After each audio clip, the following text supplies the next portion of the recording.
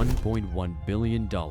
That's how much college athletes are expected to make from NIL deals this year alone. That's more than some professional leagues generate in sponsorship revenue, and here's the craziest part. Some of these college stars are raking in more money than actual NFL rookies.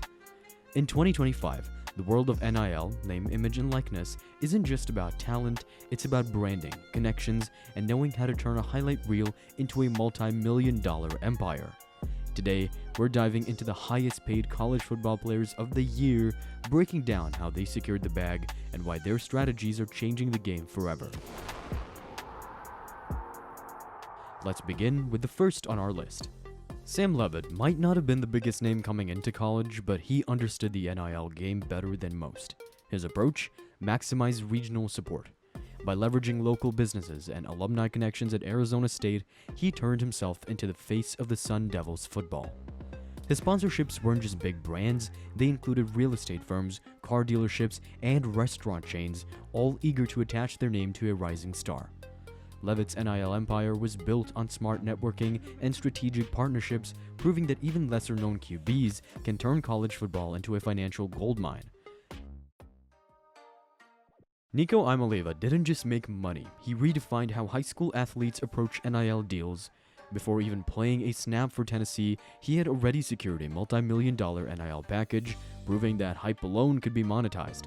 His journey to NIL riches started early. As a 5-star recruit with a cannon arm and effortless athleticism, he became a hot commodity. But what set him apart was his business approach. Instead of waiting for offers, Nico and his team negotiated one of the biggest pre-college NIL deals, reportedly around $8 million. Once at Tennessee, he doubled down on branding. He kept his image clean, engaged with fans through social media, and aligned himself with high-value endorsements. Brands like Beats by Dre and EA Sports quickly took notice. But his real strength? Playing the long game. Unlike some athletes who burn through NIL money, Nico invested wisely, understanding that his true payday would come in the NFL. By maintaining a solid reputation and maximizing his earning potential early, he set himself up for long-term financial success.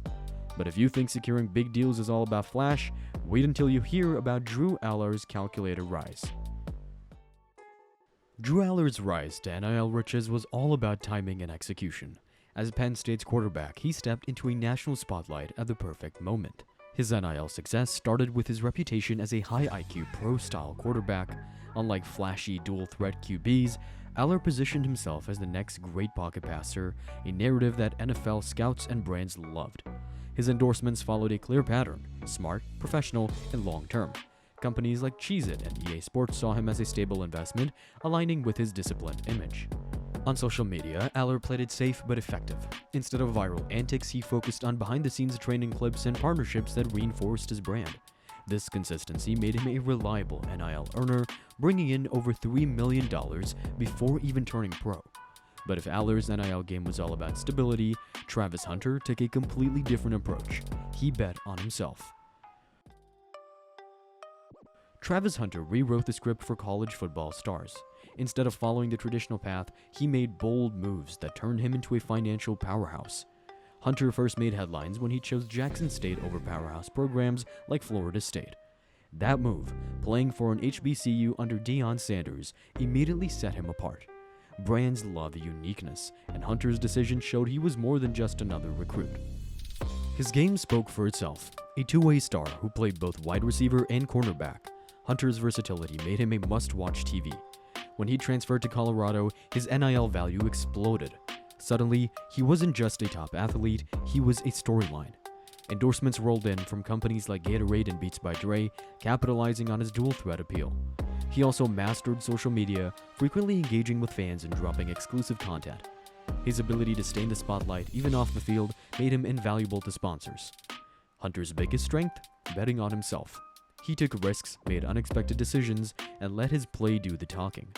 This approach, combined with strategic partnerships, made him one of the richest players in college football. And speaking of quarterbacks who turned consistency into cash, let's talk about Cade Klubnik. Cade Klubnik wasn't always the flashiest quarterback, but he was one of the smartest. While others chased hype, he focused on consistency, and brands took notice. As Clemson's starting quarterback, Klubnik developed a reputation for steady leadership. He wasn't a social media sensation, but his reliability made him marketable. Major brands like Beats by Dre saw value in his cool under-pressure persona, which translated well into sponsorships.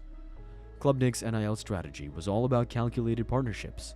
Instead of flooding his name with every deal available, he picked brands that aligned with his clean-cut, professional image. This made him a favorite for high-end endorsements. His performance on the field was another major factor.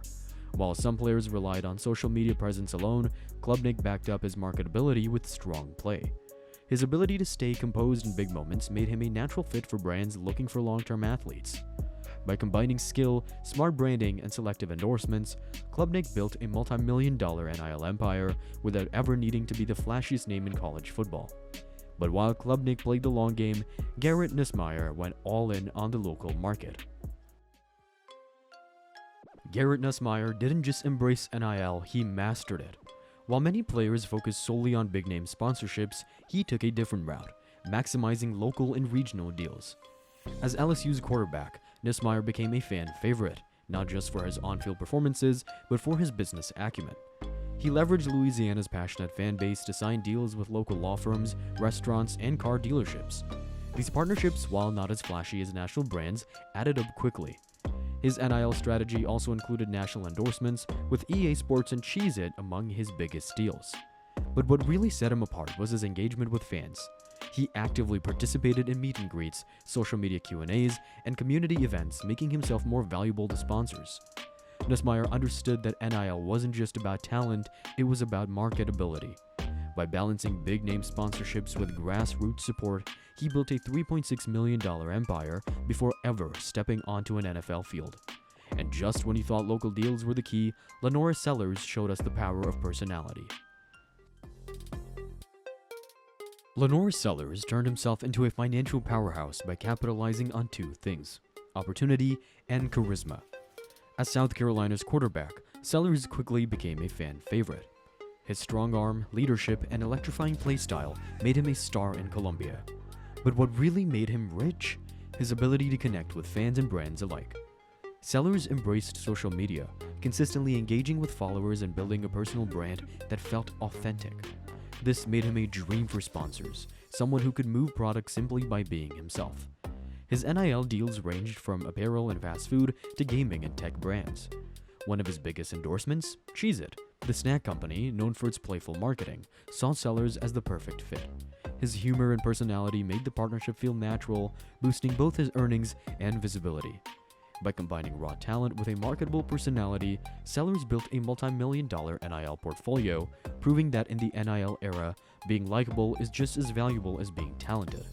But when it comes to NIL dominance, no one leveraged a last name quite like Shedeur Sanders.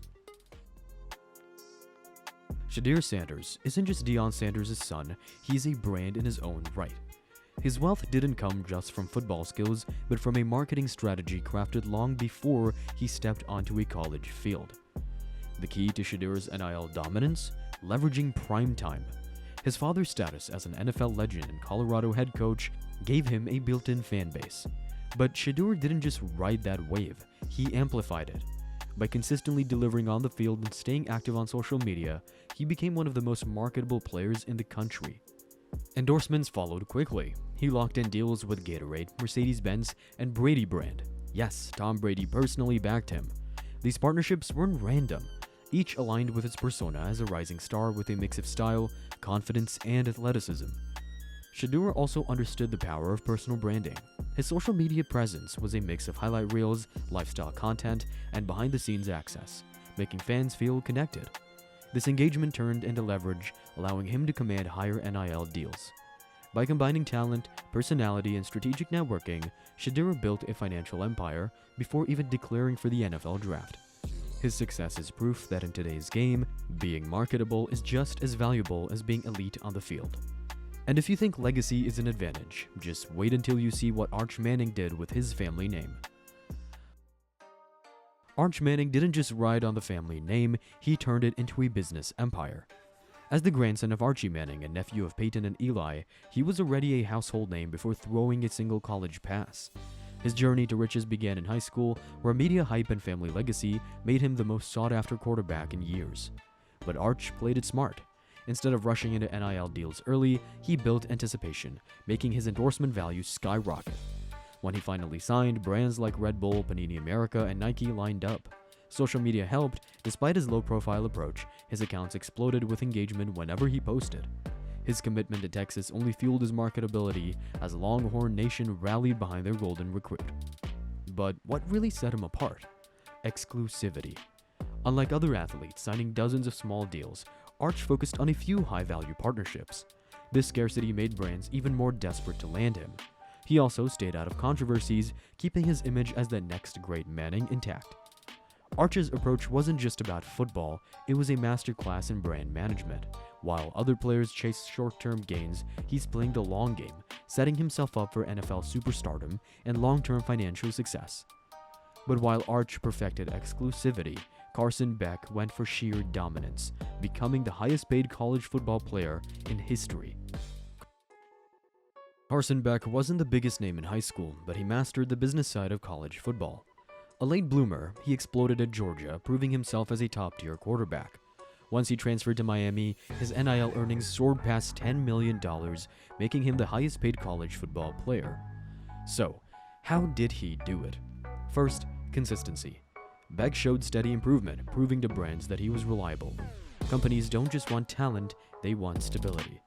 His calculated move to Miami also boosted his value, giving him access to South Florida's massive media market. Then came the endorsements. Beck didn't just sign any deals, he partnered with major brands like Chipotle, Beats by Dre, EA Sports, and Powerade. These weren't random sponsorships, they aligned with his image as a high-performance athlete with national appeal. Social media played a role, but Beck wasn't a flashy poster. Instead, he focused on professional branding, leveraging PR teams to craft a polished, sponsor-friendly image.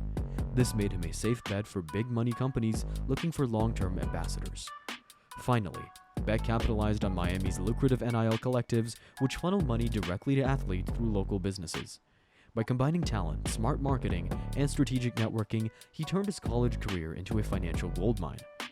College football used to be about chasing championships. Now, it's about chasing championships and million-dollar contracts.